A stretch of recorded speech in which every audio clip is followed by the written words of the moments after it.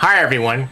On July 1st, Contra Costa Superior Court Judge Barbara Zuniga said that Chevron could not build its planned new oil refinery or refurbishment of the existing one in Richmond. She said that the environmental impact report Chevron submitted did not adequately explain how the essentially new facility was going to reduce its carbon emissions when compared to the current one. The decision was hailed as a victory for environmentalists and activists, but it was also said to be a victory for the little guy. In fact, the person that made this claim, my friend San Francisco Chronicle columnist Chip Johnson, said that the little guy finally won. And I thought, well, Chip, who's the little guy? So I did a little digging and I met the real little guy that's affected in all this. There are 1,000 workers on this new construction project that Chevron says they can't hire now because they can't do the work. And when the city council narrowly decided to approve the construction project last year, the economy was in nowhere near the shape it is in today, even though it was bad. Now the people really do need the jobs, and this decision comes at a time when you wonder where they're going to go to get additional work. I talked to Dennis Roos. Dennis is an electrical worker, a union member, who has already been laid off. At any rate, I'm going to shut up right now and give the floor to Dennis. Dennis Roos, how you doing? Pretty good, and yourself? Oh, great, thanks. Hey, Dennis, tell my viewers who you were working for and what happened to you. I was working for floor contractors at the Chevron renewal project, and I was laid off what I thought was prematurely due to some environmental discrepancies with the permits.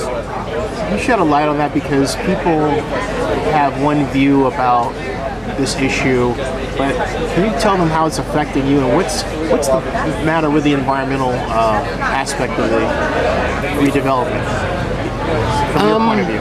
I'm not truly sure what the discrepancies are, but to my understanding, the permits and the EIR, the Environmental Impact Report, was unclear as to exactly what Chevron was going to be doing with the process plants. So the environmental agencies, I guess, what do you call it? Put an injunction out or something? The judge did it. The judge said, hey. Yeah, they appealed or filed suit against Chevron because apparently they were unclear and they thought they were going to process a dirtier crude, which would cause more pollution. But my impression of the project was it was to actually update and bring new technology in to reduce the pollutants. And how it's affected me personally, it has, as I said, prematurely put me on unemployment, which is, I feel that the unemployment system's already overstrained. You know, they're, with the uncertain economic times, you know, it was approximately 1,000 other people laid off with me. Wow.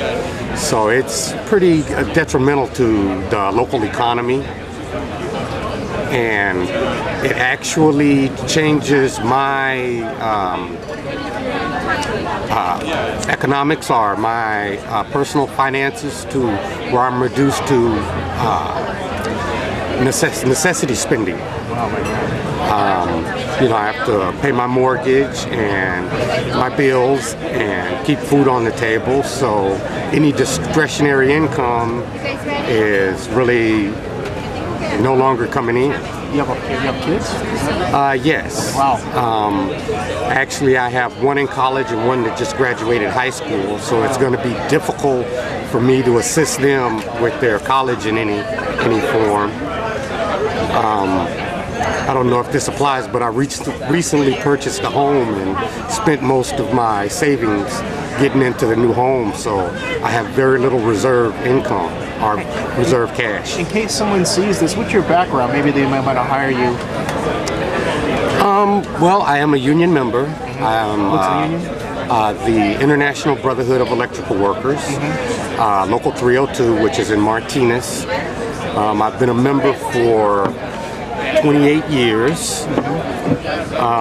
Pretty much only work union.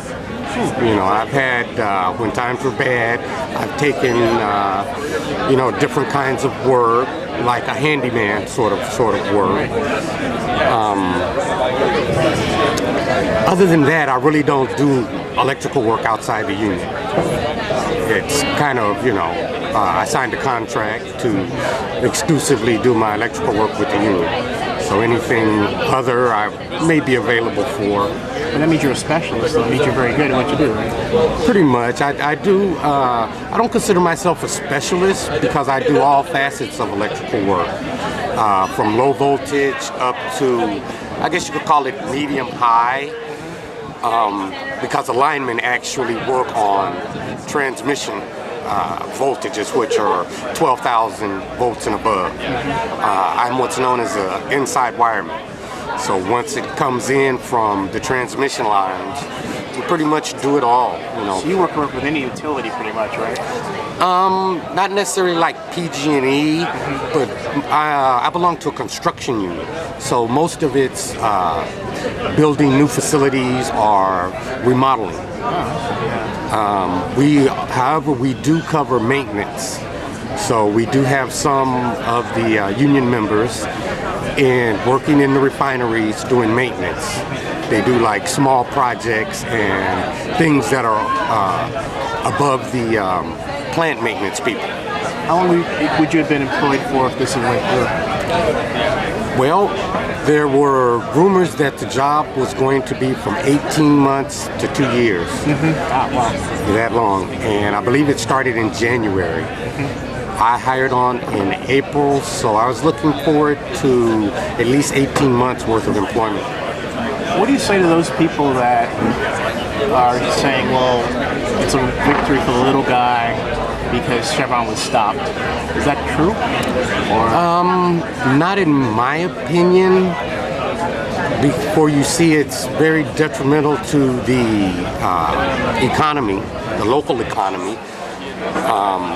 And also, my impression was that they were going to update the refinery to reduce pollutants. And another point is the city of Richmond. How old is the refinery now? Oh, it's been there since 1908, I believe, if I'm correct. Wow. So a lot of the process plants are 50, 60 years old. So it's a lot of outdated technology that they're using to refine oil at this point.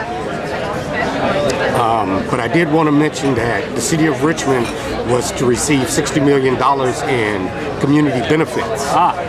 So it's going to be difficult for the city to replace those funds. As you know, due to the uncertain economic times, cities are also having difficulties. What would you have liked to have seen done? Just curious. Well, I would have liked to have seen the environmentalists, Chevron, all come to the table and negotiate a settlement. Maybe clear up whatever was in discrepancy, maybe reissue the permits if they were inadequate, and just see the project go forward. Because not only were there a lot of local people working, but people from all over the country came there to work, and other areas are severely depressed, and these people will be, how you say, Hey, I'm curious. How many people of color are affected? Because, it just occurred to me that... Well, as far as I know, there were approximately, out of the 120 electricians that were working there were approximately 6 African American electricians, and there were other minorities. But as far as the overall job, there had to be, I would say, at least 20% African American. What about female? Female, there were quite a few females. I know that there were approximately 8 female electricians, and there was a host of other female trades workers, from laborers to iron workers to pipe fitters. That number, it would be a guess, I would say probably about 15% of the total workforce was female. There were actually a few African American females there. Hey Dennis, I appreciate the time. Thanks a lot. All right, thank you. Folks, there's no question that Chevron needs to improve its relationship with the Richmond community. If the relationship was a good one, last year's narrow council decision would not have been that. It would have been an outright win. Chevron can learn from this, but also the environmentalists must learn that a victory isn't really a victory when you're putting people out of work. It's not all about you as an environmentalist.